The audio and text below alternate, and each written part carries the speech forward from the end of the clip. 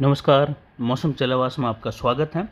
बात करेंगे राजस्थान के मौसम के बारे में, जिसमें आपको बताएंगे कि अगले 24 घंटों के दौरान किस प्रकार रहेगा मौसम और आने वाले तूफान बिपरजॉय के बारे में इसमें विशेष जानकारी देंगे। तो ज़्यादा से ज़्यादा इस वीडियो को लाइक करें, शेयर करें और ज़्यादा से ज़्यादा जो है इस वीडियो पर आप कमेंट भी करते रहे। आज 12 जून 2023 का दिन है और सुबह के जो है 4:45 का समय है। अभी का मौसमी विश्लेषण ये बता रहा है कि तूफान बिपरजॉय उत्तर दिशा की ओर बढ़ रहा है, सौराष्ट्र के दक्षिण पश्चिम की ओर है और मुंबई के पश्चिम कुछ उत्तर पश्चिम में बढ़ गया है। अभी भी ये लगभग 48 से 72 घंटों के बीच में समुद्र का ही सफ़र तय करेगा। उसके बाद जो है 15 तारीख की दोपहर के बाद इसके कराची पाकिस्तान से लेकर गुजरात के नलिया, उसके आसपास के क्षेत्र हैं नारायण सरोवर के बीच वाले, वहाँ पर इसके टकराने की संभावना है और ये जो है वेरी सीवियर साइक्लोन की कैटेगरी में ही टकरा सकता है। ये 90% संभावनाएं मौसम चलावास के अनुसार बन रही हैं। आसपास की परिस्थितियों को देखकर वर्तमान में जो मौसमी प्रणालियां हैं, वायु दबाव हैं, वायु धाराएं हैं, साथ ही जो मिट्टी की गहराई का तापमान है और जो वायुमंडलीय तापमान है, इन सब को देखते हुए ये तापमान वेरी सीवियर साइक्लोन की कैटेगरी में टकरा सकता है। और अभी ये तूफान जो है एक्सट्रीमली सीवियर साइक्लोन की कैटेगरी में है, यानी अति भीषण चक्रवाती तूफान की कैटेगरी में बना हुआ है और ये गुजरात के सौराष्ट्र के पश्चिम से होते हुए उत्तर की ओर बढ़ेगा।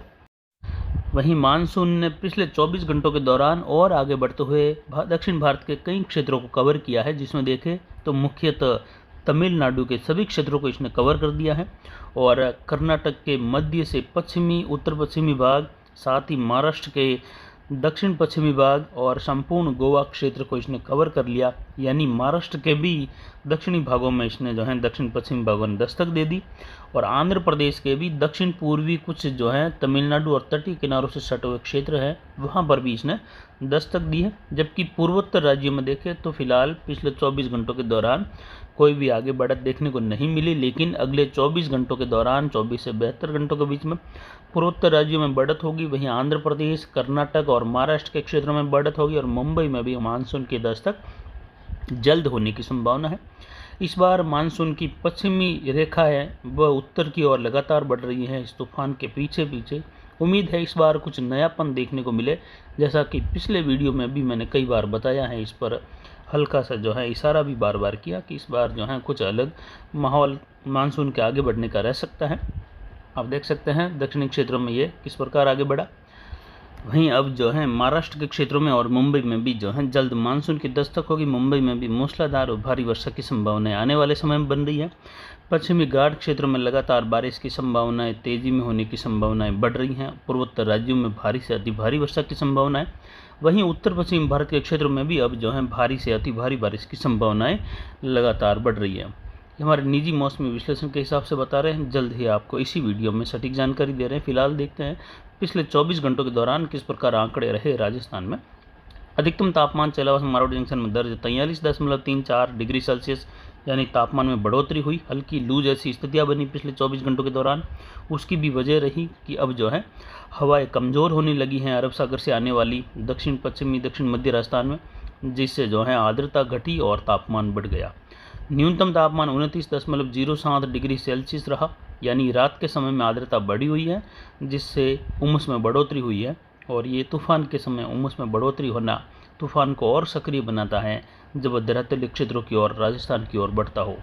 इसमें देखें तो अधिकतम आर्द्रता 63.60% रही और न्यूनतम आर्द्रता दिन में बड़ी गर्मी और आर्द्रता घटने से या हवाएं कम होने से जो आर्द्रता घटी थी वह 23.40%, यानी लगभग 10% की कमी आई दिन के न्यूनतम आर्द्रता में। लेकिन ये फिलहाल बढ़ जाएगी और एक बार थोड़ी हल्की सी कम होगी, लेकिन फिर भी काफ़ी मात्रा में आर्द्रता बनी रहेगी, जिससे तूफान राजस्थान के क्षेत्रों की ओर बढ़ता है तो उसको यहाँ पर भी मॉइस्चर मिलता रहेगा, यानी एकदम से कमज़ोर नहीं होगा। और उसकी वजह भी है कि लगातार पिछले 20 दिनों से अलग अलग क्षेत्रों में हो रही बारिश और राजस्थान में बढ़ी हुई आर्द्रता भी इस सिस्टम को सपोर्ट करेगी। और अब जो है पिछले सालों के मुकाबले देखें, जैसे ताउते के समय यहाँ पर आर्द्रता बिल्कुल मौजूद नहीं थी और इस सिस्टम के समय जो है बहुत ज़्यादा मात्रा में आर्द्रता मौजूद है। कई खेतों में तो अभी भी पानी भरा पड़ा है। तो यहाँ पर बीकानेर संभाग से लेकर जयपुर संभाग, अजमेर संभाग, जोधपुर संभाग के इलाकों में, पाली संभाग के इलाकों में पहले से ही बारिश की गतिविधियाँ काफ़ी हो चुकी हैं, तो कई जगहों पर हुई भारी बारिश या कुछ जगहों पर भारी से बहुत भारी वर्षा वाली गतिविधियों के कारण आर्द्रता बढ़ी हुई है और इस सिस्टम को यहाँ से भी जो है लोकल फीड भी काफ़ी मिलेगा, जिससे ये सिस्टम काफ़ी ज़्यादा कमज़ोर होने की बजाय कुछ साइक्लोनिक स्ट्रॉम में बाड़मेर जालोर के क्षेत्रों से होते हुए आगे बढ़ते हुए जोधपुर संभाग या जोधपुर जिले से होते हुए अजमेर संभाग के क्षेत्रों से होते हुए जयपुर संभाग की ओर रुख करेगा, ऐसा अनुमान है। और ये पहले से ही ऐसा अनुमान लगातार बना हुआ है। और इस तूफ़ान के जो है पाकिस्तान से टकराने की जो संभावना है वह जो है लगभग कह सकते हैं 50% और 50% गुजरात के उत्तर पश्चिमी क्षेत्रों से। तो कुल मिलाकर इसके लिए मौसम जलवायु द्वारा बनाया गया जो ट्रैक हैं, जो लगभग जो है कह सकते हैं 1 महीने के आसपास हो गया है, उसी ट्रैक के आसपास यानी उत्तर पश्चिमी गुजरात और दक्षिण पूर्वी पाकिस्तान के मिले जुले क्षेत्रों में यानी नलिया नारायण सरोवर से लेकर पाकिस्तान के दक्षिण पूर्वी क्षेत्र हैं जो गुजरात से सटे हुए हैं, कराची के दक्षिण पूर्वी क्षेत्र, वहाँ से जो है इस सिस्टम के टकराने की संभावना है। और इसके टकराने की जो संभावना है वह जो है 15 तारीख दोपहर के आसपास से लेकर आगे रहेगी, यानी दोपहर के बाद जो है 15 जून को ये तूफ़ान इन क्षेत्रों में टकराएगा। टकराते समय इसकी जो कैटेगरी रहेगी वह वेरी सीवियर साइक्लोन की कैटेगरी रहेगी। ये भी हम निजी अनुमान के तहत बता रहे हैं। इसमें ज़्यादातर मायने रखता है जो समुद्री सतह का तापमान है वह, तो तापमान 32 डिग्री 31 डिग्री तक बीच में, जहाँ पर ये तूफ़ान एक्सट्रीमली बना।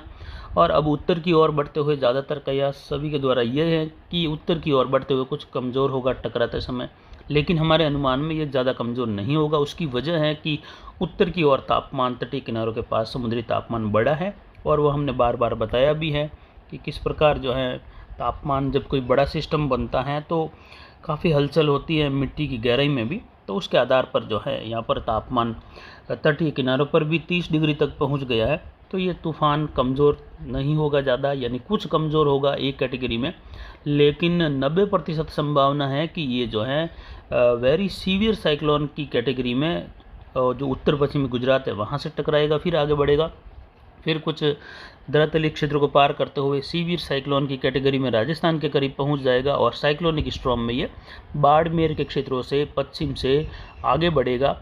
और ये आगे बढ़ते हुए बाड़मेर के पश्चिमी उत्तर पश्चिमी इलाकों से जैसलमेर जोधपुर के बीच वाले इलाकों से नागौर की ओर, जिससे इसका जो मुख्य दौर बारिश का रहेगा वह दक्षिण दक्षिण पश्चिम में रहेगा, जिसमें कह सकते हैं कि आज की अभी की जो मौसमी विश्लेषण की गतिविधियां है उसके हिसाब से भी देखें तो अब जो है राजस्थान में भारी से अति भारी बारिश होना लगभग तय है, जैसा कि हमने पिछले वीडियो में बार बार बताया।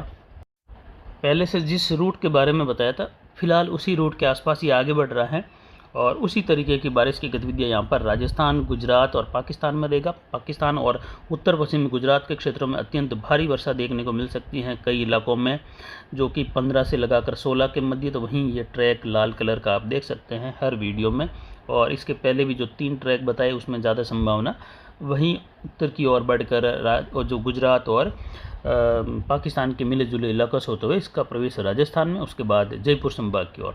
तो इस ट्रैक के आसपास बढ़ते हुए अब उम्मीद है कि जो तारीखें हैं 15 जून से लगाकर 20 जून, ये राजस्थान के लिए बेहद महत्वपूर्ण होगी, विशेषकर भारी से अति भारी बारिश के लिए। तो कुछ इलाकों में हो सकता है अतिवृष्टि वाली गतिविधि देखने को मिले, फ्लैश फ्लडिंग वाली बारिश भी हो सकती है, ऐसी संभावनाएं बन रही हैं। और इसकी क्लियरिटी की कितनी बारिश होगी ये लगभग अगले 72 घंटों में क्लियर हो जाएगा। इस पर फिर से वीडियो देते रहेंगे लगातार, और जल्द ही लिखित में जानकारी भी देंगे कि किन किन क्षेत्रों में कितनी बारिश हो सकती है, हवाओं की गति क्या रह सकती है। तो इसमें अब ये तूफान टकराने की जो संभावना है वह बढ़ गई है। तो हम आपको ये भी बताएंगे कि अब जो है यहाँ पर जो हवाओं की गति है वह अगर ये वेरी सीवियर साइक्लोन की कैटेगरी में टकराता है तब जाकर राजस्थान के बाड़मेर, जालोर, जोधपुर के इलाके हैं, जैसलमेर के इलाके हैं, पाली तक के इलाके हैं, यहाँ पर हवाओं की गति 100 किलोमीटर के आसपास, और जो हवाओं के झोंके हैं वह कुछ जो है बाड़मेर के जालोर के मिले जुले बेल्ट है वहाँ से लगाकर, यानी दक्षिण पश्चिमी बाड़मेर,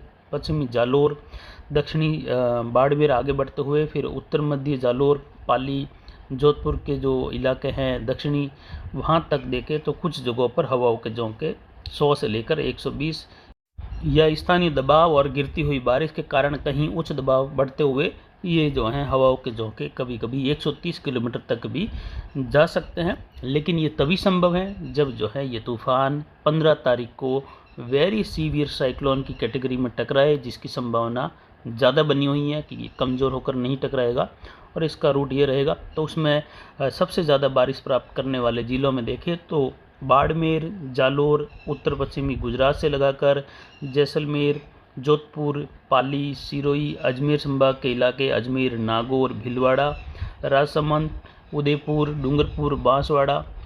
वहीं देखें तो कुछ दक्षिणी छोर जो रहेगा राजस्थान का, वह हल्की मध्यम से कहीं कहीं भारी, लेकिन ज़्यादातर मध्य और अरावली रेंज से लगाकर देखें तो कोटा संभाग के उत्तरी भाग है, जयपुर संभाग, इन इलाकों में भारी से बहुत भारी वर्षा, जिसमें विशेषकर जोधपुर संभाग और पाली संभाग होते हुए अजमेर संभाग में सबसे ज़्यादा बारिश, और कुछ नदी नालों में उफान आ सकता है एकदम से, जिसकी जानकारी लगातार देते रहेंगे।